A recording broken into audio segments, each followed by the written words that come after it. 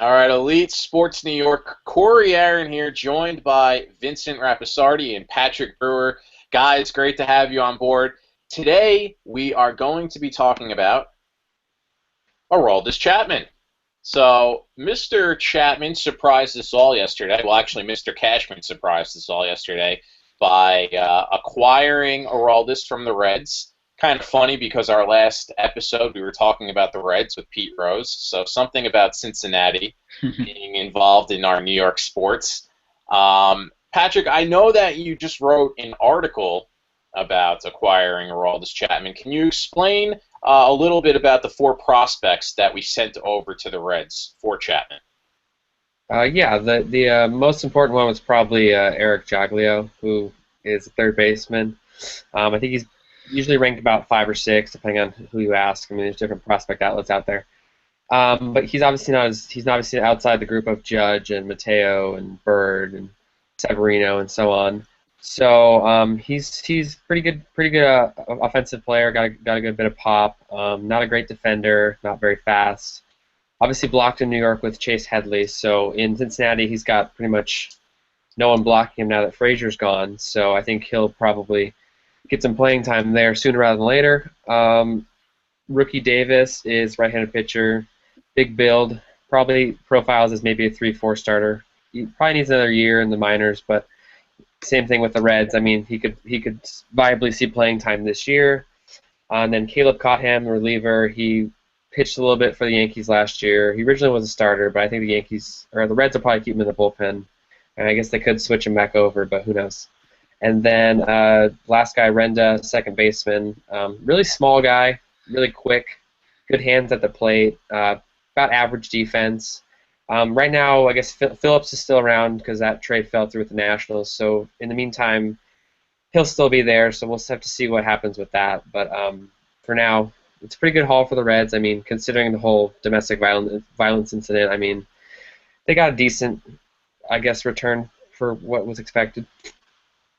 Yeah, I was going to bring that up, that whole domestic violence incident with Chapman shoving his girlfriend into the wall and choking her, and then firing a gun in his garage wall too. I mean, look, this isn't a mugshot that happened during that incident. Chapman wasn't arrested for it. This is actually a speeding ticket that he had, this fourth speeding ticket that he's had since being in the United States. So he loves the need for speed. But Vincent, I want to know though, some people are upset because they think that Cashman is now condoning that you could just you can sign whoever you want because of the talent they have, regardless of off the field incidents. Well, I don't think he's condoning it. There hasn't been a suspension handed down by Major League Baseball just yet. We don't know all the facts and everything that exactly happened. I think it's almost the Jerry Jones approach. And I think when Jerry Jones and the Cowboys were winning Super Bowls back in the 90s, it was almost like, we don't really care who the person is. We care who the player is. And, I mean, as being in Cashman's seat and there not being a suspension yet, you still have kind of that excuse to make as a general manager. You can say, I'm not condoning it. I mean, there hasn't been a suspension or anything. Nothing has really came out complete truth about this incident where he's going to jail or anything along the lines of that. So why not add a guy that has 30-plus saves in the past 4 years, each of the last 4 years? Why not add another player like that to the back end of your bullpen? Do what Kansas City's done. Have another flamethrower from the left side that can get both lefties and righties out, and maybe even contributes to your starting rotation in some way. Possibly even going to like a 6-man rotation. Maybe he doesn't pitch every 5 days. Maybe he pitches every 6 days. Even if he gives you 5 or 6 good innings, then you still have that bullpen of Betances and Miller to lean on.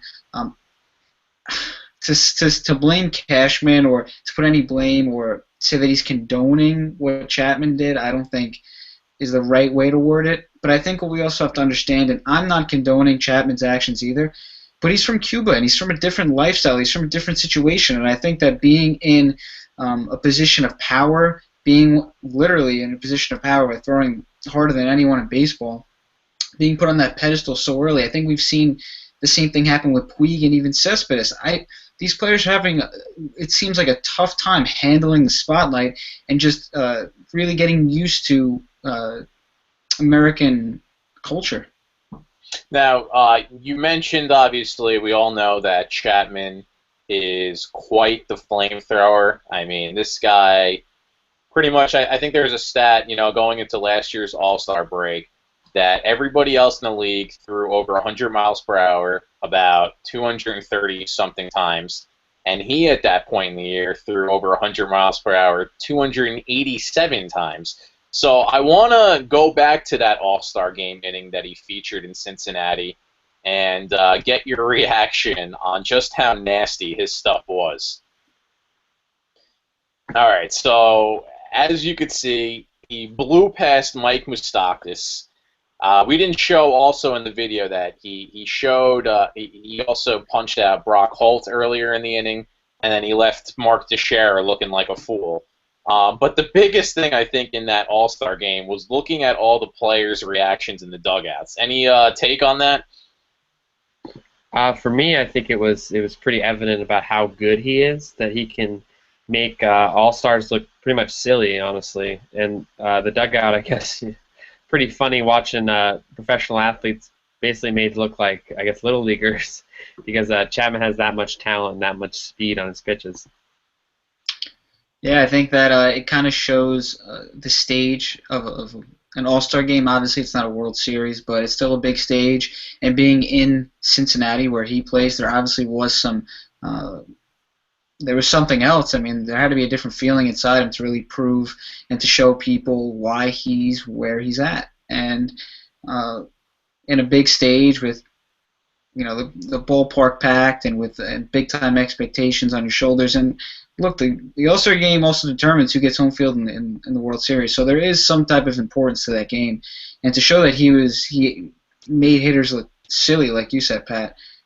All-Star hitters look completely baffled. Is a testament to just how good he can be, his real potential. Yeah, no question. Do you think because Chapman has that aura about him, obviously his background of being from Cuba, that kind of electricity, that sort of unconservativeness about him, will that maybe spike up the Red Sox-Yankee rivalry again? Pat, I want to know your take on that, because something tells me that if Chapman plunks Hanley Ramirez or David Ortiz in a game, things might get dicey in the Bronx or in Fenway. Yeah, I could see that might create a little tension there. Him and David Ortiz would seem like a good matchup, I guess, to see them face off, and potentially, I guess, maybe an altercation if that comes to it, if they throw inside or something like that. But yeah, I think that definitely does take the rivalry to a whole new level. I mean, because he's got a lot of intensity. Obviously, the Red Sox play with a lot of intensity, a lot of history there. I think it definitely could maybe spark something there. Yeah, I guess, before we wrap this up, Vince, I got to ask you, though.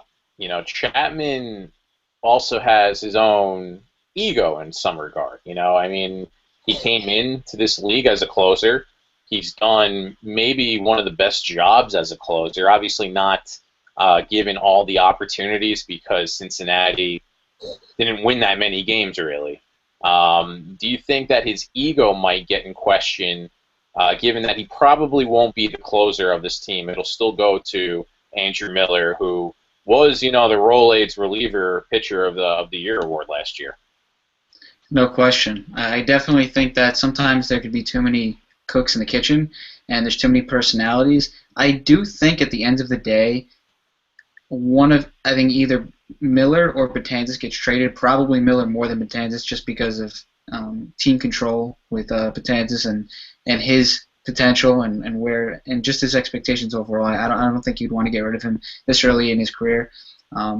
But just think of this. I mean, they gave up seemingly nothing for Chapman. So if you can get an elite all-star closer for Chapman, and you can trade Andrew Miller to a team that can give up an elite prospect for him, or maybe almost an MLB-ready prospect, I think that's a win-win situation because you still have a closer, and now you're getting another guy that you expect to make a contribution maybe this year, or maybe he's a guy that you expect years to come to be playing on your professional team. So ego-wise, there definitely could be a clash, but I think somehow I just think if throwing those three out there, I don't know how you as a manager can complain, or even as a player. I think they'll find a spot for him to be happy. I think he'll be monitored the correct way. The Yankees are a first class organization. I do think it'll work out. I really do think that Miller does get traded at some point in the offseason. Wow. So you don't think that they're gonna sort of go with this philosophy, in hopes that the starting rotation right now with Tanaka, Pineda, Severino, and Evaldi are the four certains. Do they go very deep in games? No, but they have the potential to. But it seems as if they're six-inning guys. You don't think that they don't want to keep, Chapman, Betances, and Miller for those 9 outs? You think that they will be trading Andrew Miller for another starter, or maybe someone to boost up that lineup a bit? Because after all, in my opinion, on the Yankees, I hate to say it, but the lineup, it's old, it's getting older, and you got some weak bats. I mean, Gardner, Ellsbury, Didi Gregorius, and Castro. How can you rely on that? To me, I think the Yankees' problem is their offense. They do not generate enough offense. Well, I think it's not. I think you have to trust. Sometimes you just have to go into a season. You have to trust certain people to kind of get out of their funk. Or, I mean, look, you still have players like Ellsbury and Teixeira and Gardner, and now you bring in Castro, and hopefully Bird can develop into the player that they expect him to be. Right. Joe McCann can still give you 20 home runs, and Headley give you at least 15 to 20 home runs. The team isn't going to be figured out at this point in the season. There's going to be players that are going to step up, and you didn't expect. I mean, did anybody expect Mark Teixeira to have the season that he did until he got hurt this year? Probably not, and he was outstanding for the entire time that he was able to play. So every year there's going to be a player that steps up you didn't expect, and there's going to be a player that you thought would play a bigger role that didn't. And I think it's the same thing with the rotation. Some people are kind of, why did they trade for Chapman when they still have question marks in the rotation? But, if Tanaka stays healthy and Severino, continues on what he did last year, and Pineda, he stays healthy and he doesn't kind of get distracted, yeah, that's a good 3 starters if everyone's doing their part. So I wouldn't worry at this point. I think there's enough there to be a 90-plus win team, no doubt. Pat, Vincent mentioned that he thinks that Andrew Miller will be traded. Do you think that he will be traded this offseason, or are they going to go with that 9-out bullpen at the end of every game?